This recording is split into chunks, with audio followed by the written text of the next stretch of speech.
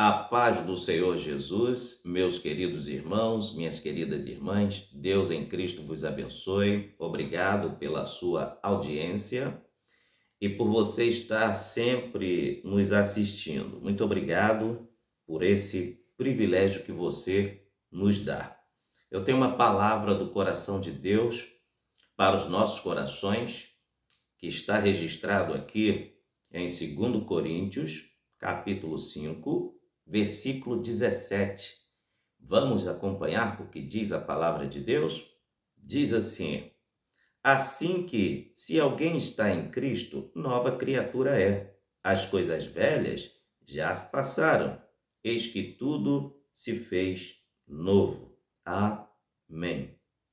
Que versículo tão simples, mas muito impactante, e Deus fala profundamente conosco através da sua poderosa palavra. Isso mesmo, através da sua santa, gloriosa e poderosa palavra.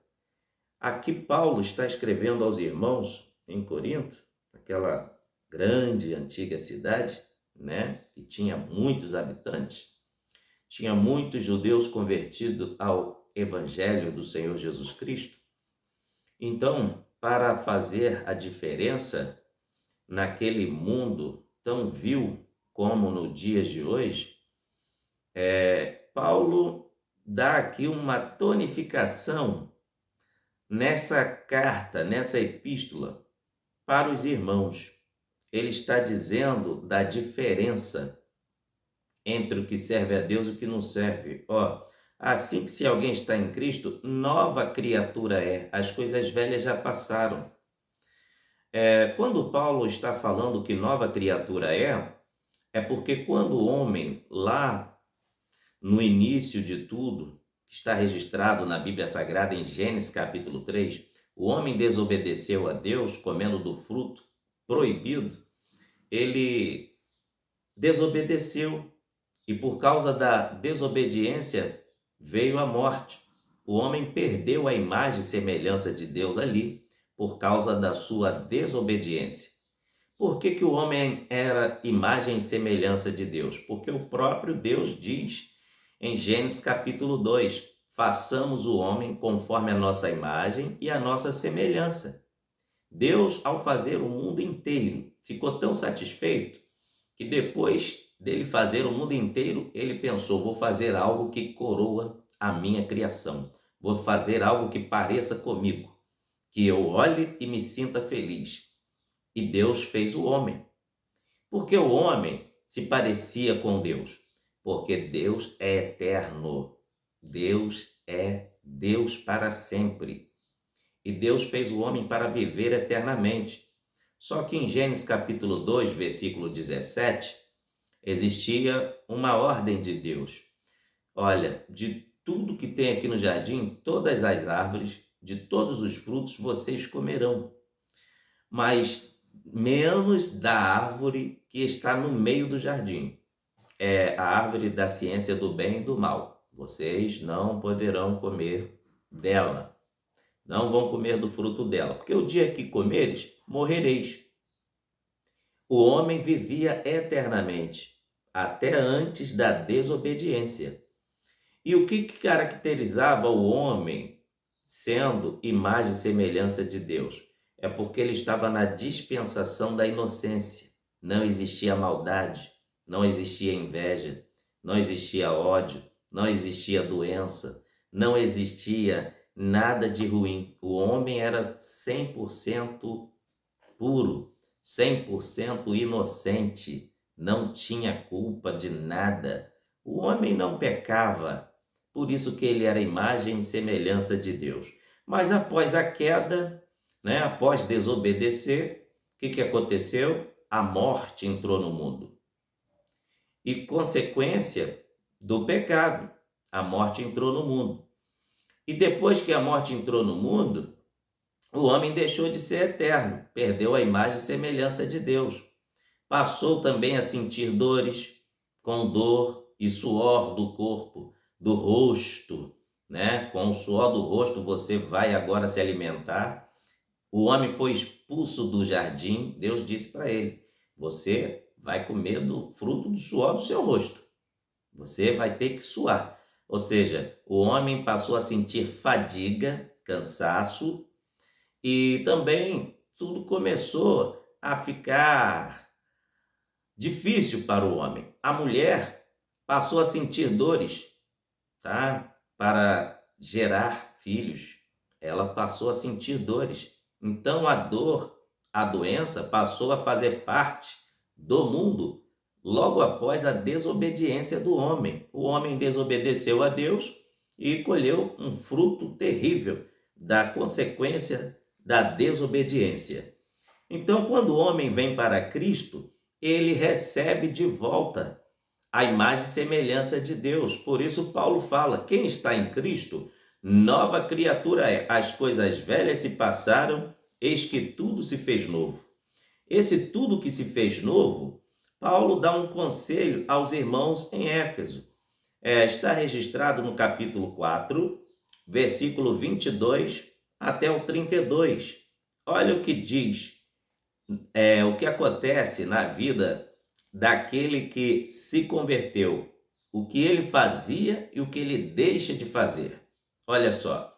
E quanto ao trato passado, vos despojeis do velho homem, que se corrompe pela concupiscência do seu engano, e vos renoveis no espírito do vosso sentido, e vos revistais do novo homem, que segundo Deus é criado em verdadeira justiça e santidade. Pelo que deixai a mentira, falai a verdade, cada um com o seu próximo, porque somos membros um dos outros. Irai-vos e não pequeis, não se ponha o sol sobre a vossa ira, não deis lugar ao diabo. Aquele que furtava não furte mais, antes trabalhe fazendo com as mãos o que é bom, para que tenha o que repartir com o que tiver necessidade. Não saia da vossa boca nenhuma palavra torpe, mas só a que for boa, para promover a edificação, para que dê graça aos que a ouvem. E não entristeçais o Espírito Santo de Deus, no qual estáis selado para o dia da redenção. Toda amargura, e ira, e cólera, e gritaria, blasfêmia, e toda malícia seja tirada de entre vós. Antes sede uns para com os outros benignos, misericordiosos, perdoando-vos uns aos outros, como também Deus vos perdoou em Cristo. Amém. Então, aqui está o retrato do homem convertido ao Senhor Jesus, tá? Existe um paralelo entre a conversão do homem e também a criação do mundo. Vamos fazer um paralelo? Olha o que a Bíblia diz em Gênesis capítulo 1, versículo 2. No princípio criou Deus os céus e a terra era sem forma e vazia, e havia trevas sobre a face do abismo, e o Espírito de Deus se movia sobre a face das águas. Agora vamos fazer um paralelo com a vida do homem, tá? Tratando-se de Gênesis capítulo 1 e também falando do homem sem Deus, sem ter aceitado a Cristo como Salvador. Olha o que Paulo escreveu também aos Romanos, capítulo de número 1, versículo de número 21. O homem sem Deus, ele está em trevas. Olha o que a Bíblia diz. Portanto, tendo conhecido a Deus, não o glorificaram como Deus, nem lhe deram graças. Antes, seu discurso se desvaneceram, seu coração insensato se obscureceu. O homem sem Jesus, ele é ingrato. Ele não sabe reconhecer o poder de Deus. Não sabe agradecer a Deus por nada. Não agradece pela vida, pela saúde, pelo emprego, pela casa, pela família, pela vida, por tudo que ele possui aqui na terra. Ele é ingrato constantemente. Ele prefere se dobrar diante de ídolos, de imagens, do que se dobrar diante de Deus e agradecê-lo por tudo que tem feito. O homem sem Jesus, ele é um verdadeiro ignorante espiritual e está morto espiritualmente, tá? Olha o que Paulo diz: portanto, tendo conhecido a Deus, não o glorificaram como Deus. Como que o ímpio conhece a Deus? Vou te dizer. Salmo de número 19 vai dizer para nós agora como que o ímpio sabe que Deus existe. Vou fazer questão de ler para não errar. Salmo 19, verso de número 1. Olha o que a Bíblia diz. Os céus manifestam a glória de Deus e o firmamento anuncia a obra das suas mãos. Gente, mesmo a pessoa dizendo que é ateu, ela tem que declarar que existe alguém que criou toda essa belezura, os céus, o mar, as estrelas, o sol, tudo que existe se move nessa terra, alguém tem que ter feito. E o ímpio que não aceitou a Jesus, ele se torna ingrato por quê? Porque ele não reconhece Deus nas coisas que são criadas. As coisas criadas não são para ser adoradas. Pelo contrário, é para você reconhecer que há alguém superior que criou e que fez todas essas coisas. Aí sim você deve adorar quem é superior, o Criador. Mas o ímpio, ele não glorifica a Deus, ele é ingrato. Nem lhe deram graça, antes em seu discurso se desvaneceram e o seu coração insensato obscureceu. Coração duro, cheio de trevas, tá? E a Bíblia diz, fazendo um paralelo, no período da criação, que a terra era sem forma e vazia. É o retrato do homem sem Deus. Gênesis capítulo 1, versículo 2. A terra era sem forma e vazia. O homem sem o Espírito Santo, sem Jesus, ele é sem forma, ele é vazio. E existe um vazio existencial dentro da alma de cada ser humano que só é preenchido pelo Espírito de Deus. Só é preenchido pelo Espírito Santo. Agora veja um detalhe aqui em Gênesis capítulo 1, versículo 2, a parte final diz, vou ler o versículo todo. E a terra era sem forma e vazia, e havia trevas sobre a face do abismo, assim como também a vida do homem sem Jesus é só trevas, trevas. E o Espírito de Deus se movia sobre a face das águas. Quando nós encontramos o Espírito de Deus se movendo sobre a face das águas, é que o Espírito Santo já estava presente para, assim, atuar quando Deus ordenasse para que todas as coisas fossem criando e acontecendo, o Espírito Santo já estava agindo. Assim ele age na vida do homem. Evangelho de João, capítulo 16, versículo 8, vai dizer que é o Espírito Santo que age na vida do ser humano para que ele aceite a Cristo como Salvador. Evangelho de João, capítulo 16, versículo 8. E quando ele vier, convencerá o mundo do pecado, da justiça e do juízo. Então, meus irmãos, é o Espírito Santo que convence o homem da justiça, do pecado e do juízo. Assim é o homem sem Jesus. O Espírito Santo fica palestrando, conversando, convencendo ele, até ele aceitar Jesus como Salvador. O Espírito Santo é educado. Ele faz como Jesus faz. Jesus estava lá na porta da igreja de Laodiceia, Apocalipse capítulo 3. Jesus dizendo, Apocalipse 3, 17, eis que estou à porta e bato. Se alguém ouvir a minha voz, entrarei em sua casa, cearei com ele e ele comigo. Deus não é invasor de alma. Deus não é invasor de corações. Ele só entra onde ele é convidado e é permitido. Fora isso, ele não entra.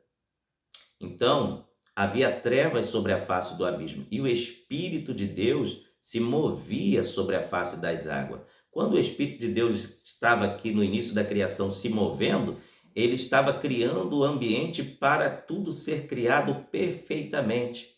É o Espírito Santo que trabalha para que o pecador se arrependa dos seus pecados e se converta ao Senhor Jesus Cristo, tá? Quem não nasceu de novo está em trevas. Eu li Romanos capítulo 1 e o versículo 21. Agora vamos ler Efésios. Paulo também escreveu aos irmãos em Éfeso, tá? Efésios capítulo 4, versículo de número 18. Olha a vida do homem sem Deus. Entenebrecidos no entendimento, separados da vida de Deus, pela ignorância que há neles, pela dureza do seu coração. Quantas descrições negativas tem aqui na vida daquele que ainda não serve a Deus. Olha, a primeira, entenebrecidos no entendimento. O entendimento de quem não aceitou a Jesus como Salvador, os pensamentos, são somente coisas impuras, é trevas, obscuridade, só obscuridade. Entenebrecidos no entendimento, separados da vida de Deus, não tem nada a ver com Deus, totalmente mortos espiritualmente, desalinhados, totalmente separados da vida de Deus, pela ignorância que há neles. Por que existe a ignorância no sentimento e no pensamento deles? É porque estão entenebrecidos, cheios de trevas. E também por quê? O que causa isso? O final do versículo diz, pela dureza do seu coração. Então, o homem, antes de se converter, antes de aceitar a Jesus como seu Salvador, a vida dele é trevas. A vida dele é trevas. Só pratica a maldade. Só pratica coisas ruins. Eu vou ler aqui para você Gálatas, capítulo de número 5. Olha o que é a vida do homem sem o Espírito de Deus. O que ele pratica. Quais são os frutos que ele produz.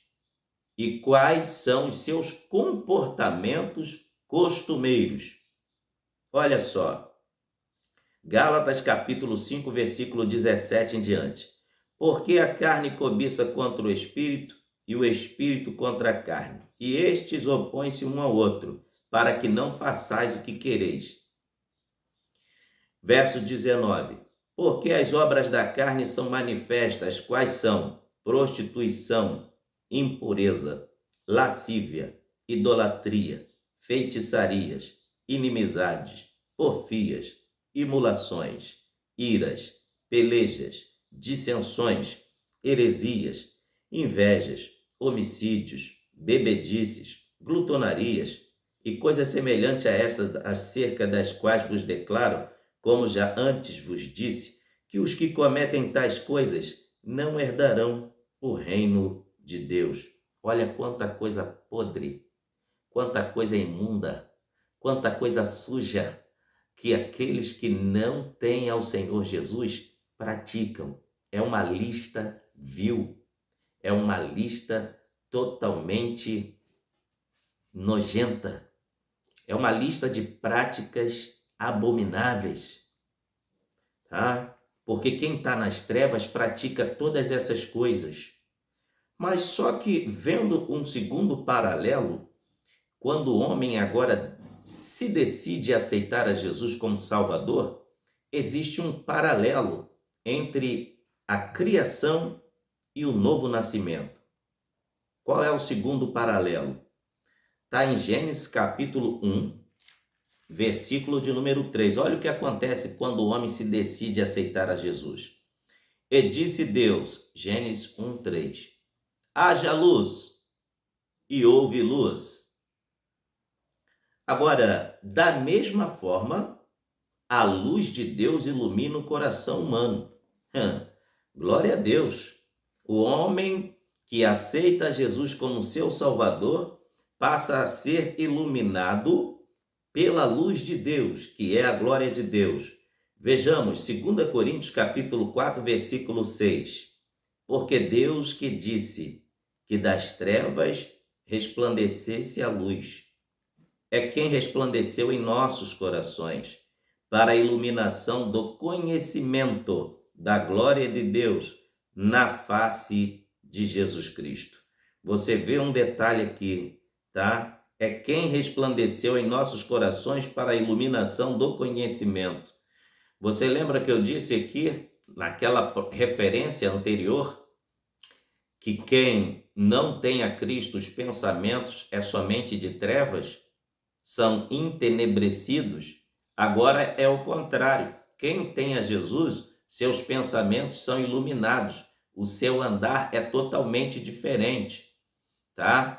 Habita agora dentro dele a luz, tá? Agora vamos para outra referência que está em Atos dos Apóstolos, capítulo de número 26, versículo de número 18.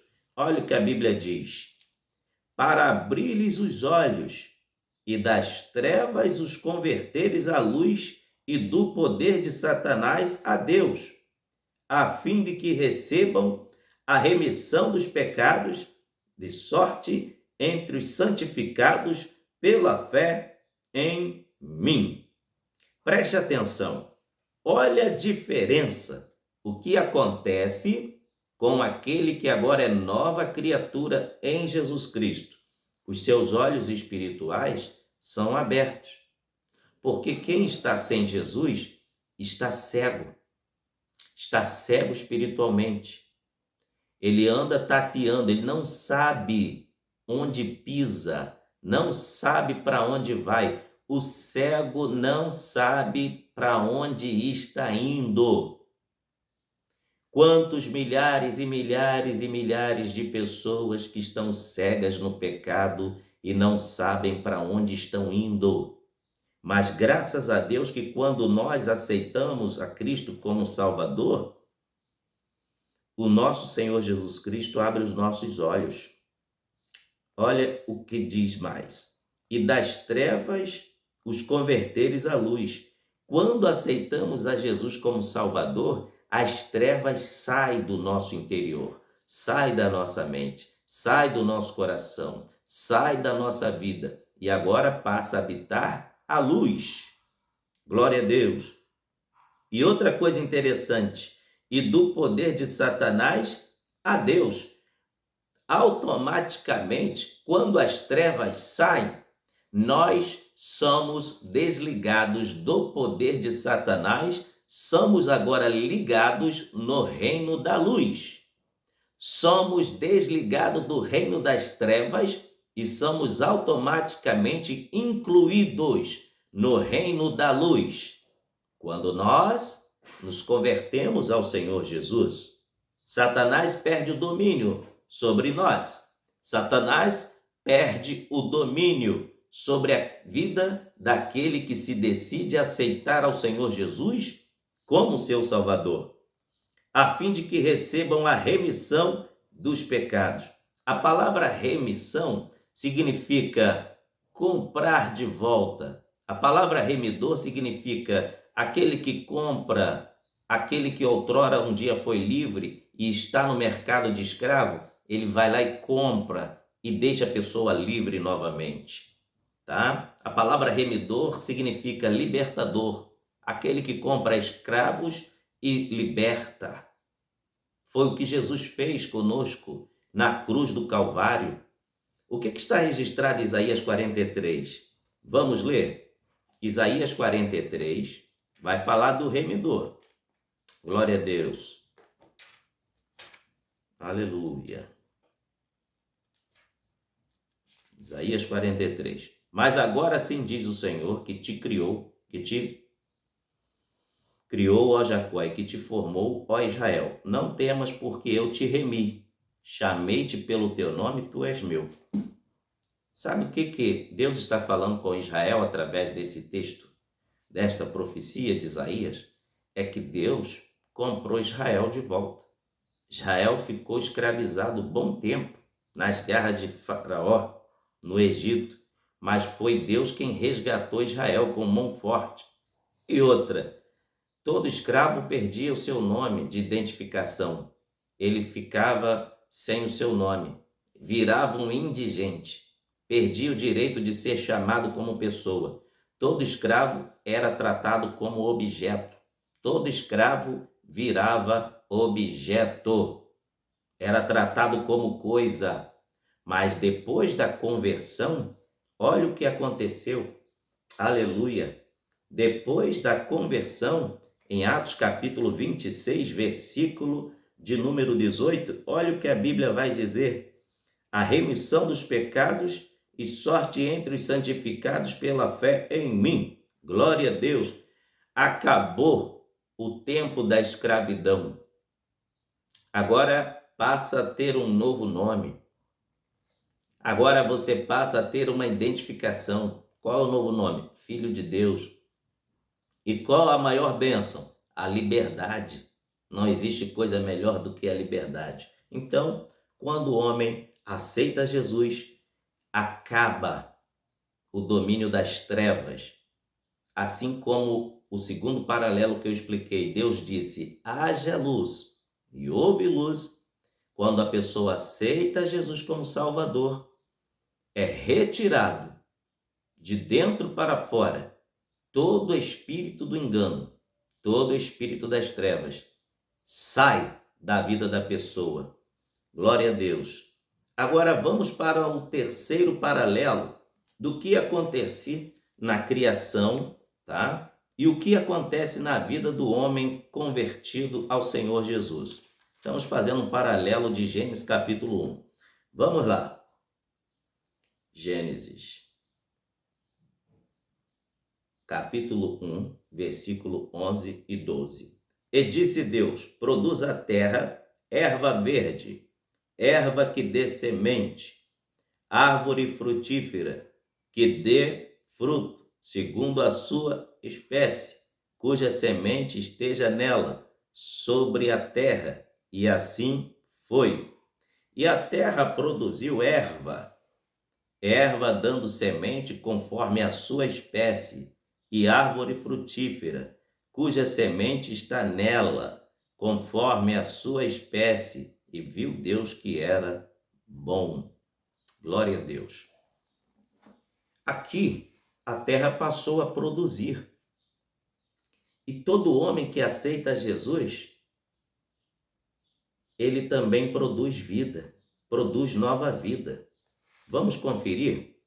2 Coríntios, capítulo 5, versículo 15. Ele produz uma nova vida. Olha o que diz, 2 Coríntios, capítulo 5, versículo 15. E ele morreu por todos, para que os que vivem não vivam mais para si, mas para aquele que por eles morreu e ressuscitou. Olha que coisa interessante. Nós, então, passamos a viver para aquele que morreu e ressuscitou. E passamos a produzir vida para as outras pessoas. Olha o que está registrado em Mateus, capítulo 5, versículo de número 14. O que nós produzimos quando nos convertemos ao Senhor Jesus? É luz. Isso mesmo. Nós passamos a produzir luz. Vós sois a luz do mundo. Não se pode esconder uma cidade edificada sobre um monte. O Senhor Jesus estava dizendo para os seus discípulos e para todos aqueles seus seguidores que quem está com ele é luz do mundo. Por quê? O mundo é trevas. O mundo é lugar de densas trevas e escuridão. Quem não está com Jesus está nas trevas e está morto espiritualmente. E qual é o papel e a finalidade da igreja aqui na terra? É luz, é iluminar, é ser luz para aqueles que estão nas trevas. Vós sois a luz do mundo, não se pode esconder uma cidade edificada. O Senhor Jesus está dando um exemplo aqui, que uma cidade, quando ela está edificada, em um lugar alto, numa montanha, principalmente quando se está de noite, é difícil esconder ela, porque ela fica toda iluminada. E qual é o lugar da lâmpada? Qual é o lugar da luz? Em qualquer ambiente, qualquer lugar. É sempre em cima. Onde se coloca as lâmpadas nos cômodos das nossas casas? É sempre no teto, para que ilumine todo o ambiente. A luz sempre tem que estar no lugar alto. E qual é o lugar do cristão? É nas regiões celestiais. Paulo escreveu, tá? Em Efésios, capítulo 2, que Cristo nos elegeu e nos colocou nas regiões celestiais. Então, o lugar da lâmpada é sempre em cima. E qual é a finalidade da luz? A luz, ela ilumina e retira as trevas. A luz, ela ilumina e retira todas as trevas. Vou ler para você Efésios capítulo 2, versículo 4 em diante. Mas Deus, que é riquíssimo em misericórdia pelo seu muito amor com que nos amou, estando nós ainda mortos em nossas ofensas, nos vivificou juntamente com Cristo. Pela graça sois salvos. E nos ressuscitou juntamente com ele, e nos fez assentar nos lugares celestiais em Cristo Jesus. Quem exalta é Deus. Quem coloca em lugares altos é Deus, na pessoa do Senhor Jesus Cristo. Então nós aprendemos aqui, à luz da Bíblia Sagrada, que quem é luz sempre está em lugar alto. Você recebe uma promoção. Você sai da sarjeta do pecado e vem para o pedestal de Jesus Cristo. Você sai da sarjeta da prostituição, vem para o pedestal da santificação de Jesus Cristo. Ele te coloca no lugar, no nível mais acima. Você sai do pedestal do furto, do roubo, da feitiçaria, do engano e vem para o pedestal. Você sai da sarjeta do diabo e vem para o pedestal de Jesus Cristo, que é o lugar mais alto que nós podemos estar, que é o lugar da santificação. Ele nos elegeu e nos colocou nos lugares celestiais. E por que nós somos a luz do mundo? Olha, nós só podemos gerar luz se tiver a luz de Jesus em nós. Em João, capítulo 15, Evangelho de João, capítulo 15, versículo de número 5. Olha o que o Senhor Jesus disse. Eu sou a videira, vós as varas. Quem está em mim e eu nele, este dá muito fruto, porque sem mim nada podeis fazer. Nós passamos a produzir vida. Nós passamos a produzir frutos. Por que nós passamos a produzir vida? Porque só produz vida quem tem vida. Por que o casal, quando se casa, tem suas relações íntimas e deste fruto amoroso nasce um outro filho? Porque duas vidas geram outra vida. Aí nasce essa criança. Assim é o cristão, quando ele tem saúde espiritual, ele ganha almas para Jesus. Ele não é estéril, não é uma árvore murcha, não é uma árvore seca. Ele tem vida em Jesus. Por isso que Jesus disse: estais vós em mim e eu em vós, este dá muito fruto. Tá? Quem está em Jesus tem desejo de ganhar almas para ele. Glória a Deus. Então, terceiro paralelo é que quem aceita Jesus, ele começa a produzir. Agora, segundo a luz da Bíblia agora, o quarto paralelo, sede fecundos, Gênesis 1:28. Sede fecundos é que eles iam gerar muitos filhos, iam multiplicar. Sede fecundos e multiplicai, tá? Veja que quem aceita Jesus, ele ganha almas e ele não se contenta só com aquela quantidade de almas. Ele quer ganhar mais, muito mais e muito mais. Glória a Deus. O novo homem produz o fruto do Espírito. Isso mesmo. Vamos ver Gálatas capítulo 5, versículo de número 22. Diz assim a palavra de Deus: mas o fruto do Espírito é amor, gozo, paz, longanimidade, benignidade, bondade, fé, mansidão, temperança. Contra essas coisas não há lei. Então vejamos que, para quem está em Cristo Jesus, ele começa a produzir os frutos do Espírito. Assim como o quarto paralelo, o Senhor diz para o casal ser fecundo e multiplicar. Quem está em Jesus Cristo, ele não se contenta em fazer somente aquilo que está fazendo para Deus, ele sempre quer mais. Ele quer fazer mais, porque o objetivo dele é gerar, é ganhar almas para Deus. Quanto mais ele se enche do Espírito Santo, mais vidas ele vai ganhar para Deus. Amém? Glória a Deus. E o quinto paralelo é que a imagem de Deus é resgatada no homem quando ele aceita Jesus como Salvador. Isso mesmo. A imagem de Deus no homem é resgatada quando ele aceita Cristo como Salvador. Vejamos em Gênesis capítulo 1, 26, quando Deus criou o homem perfeito ali que ele era, né? Está bem registrado que o homem foi feito à imagem e semelhança de Deus. Gênesis 1, 26.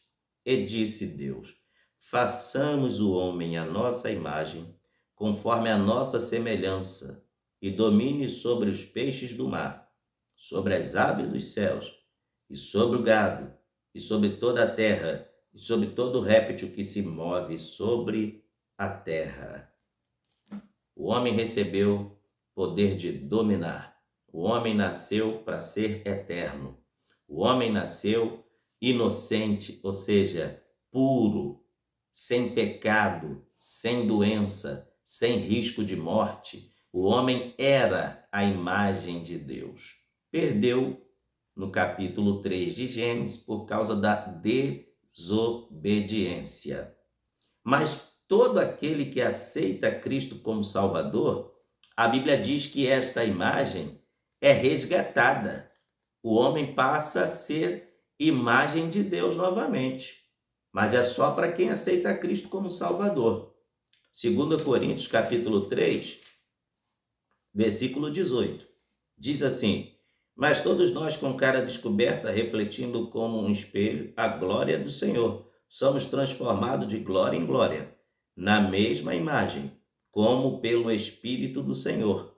Ou seja, na mesma imagem do Senhor Jesus Cristo. Recebemos a imagem e semelhança de Deus.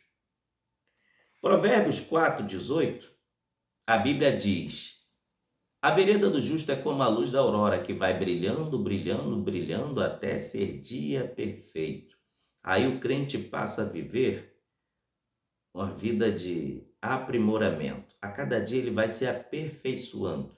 Os carrapichos antigos vão deixando ele. Ele vai se santificando cada vez mais. Cada vez mais que o tempo passa, mais ele vai vivendo a graça de Deus e abandonando as práticas mundanas e as práticas abomináveis que entristecia o Espírito de Deus. Ele deixa tudo para trás e passa a viver uma vida de santidade. Cada dia ele quer ser mais santo. A vereda do justo é como a luz da aurora, que vai brilhando, brilhando, brilhando até ser dia perfeito. Quando é que vai chegar o dia perfeito? É o dia do arrebatamento, conforme está registrado em 1 Coríntios, capítulo de número 15, versículo 50, quando nossos corpos serão corpo eterno, Nunca mais a morte vai penetrar nos nossos corpos. Nunca mais vai ter poder da morte abater os salvos, que teremos o corpo glorificado. Diz aqui 1 Coríntios 15, versículo de número 50 em diante. E agora digo isto, irmãos, que carne e sangue não pode herdar o reino de Deus, nem a corrupção herda a incorrupção. Eis aqui vos digo um mistério. Na verdade, nem todos dormiremos, mas todos seremos transformados, num momento, num abrir e fechar de olhos, ante a última trombeta, porque a trombeta soará, e os mortos ressuscitarão incorruptíveis, e nós seremos transformados. Porque convém que isto que é corruptível se revista da incorruptibilidade, e isto que é mortal se revista da imortalidade. E quando isto que é corruptível se revestir da incorruptibilidade, e isto que é mortal se revestir da imortalidade, então cumprir-se-á a palavra que está escrita: tragada foi a morte na vitória. Onde está, ó morte, o teu aguilhão? Onde está, ó inferno, a tua vitória? Ora, o aguilhão da morte é o pecado, e a força do pecado é a lei. Mas graças a Deus que nos dá vitória por nosso Senhor Jesus Cristo. Amém. No dia do arrebatamento, glória a Deus, nós receberemos um corpo de glória. Seremos semelhantes a Jesus Cristo. Isso mesmo. Assim como Cristo é, nós o veremos. E assim como o corpo dele é, nós teremos também o nosso corpo glorificado. Está em 1 João, capítulo 3, versículo 2. Amados, agora somos filhos de Deus, e ainda não é manifesto o que havemos de ser, mas sabemos que quando ele se manifestar, seremos semelhante a ele. Seremos semelhante a ele, com corpo de glória, um corpo ressurrecto. Não terá mais nenhuma dor, não terá mais nenhuma influência de doença, nem influência da morte. Nosso corpo vai ser um corpo glorificado, como o corpo de Jesus Cristo. Aleluia! Glória a Deus! Glória a Deus! Mas sabemos que quando ele se manifestar, seremos semelhantes a ele, porque assim como o é, o veremos. Assim como ele é, nós o veremos. Glória a Deus. Glórias a Deus. Então, o homem tem a imagem de Deus resgatada. E para finalizar, em sexto lugar, porque em quinto lugar eu falei que o homem recebe a imagem e semelhança de Deus novamente, né? Em sexto lugar, ele recebe descanso. Todo homem que aceita Cristo como Salvador, ele recebe descanso. Descanso na alma mesmo, de todo sofrimento, de tudo aquilo que te angustia, te deixa para baixo. O céu começa aqui, para quem começa a ter compromisso com Deus aqui na terra. O céu começa aqui. Olha só, Hebreus 4:3, parte A. Porque nós, os que temos crido, entramos no repouso.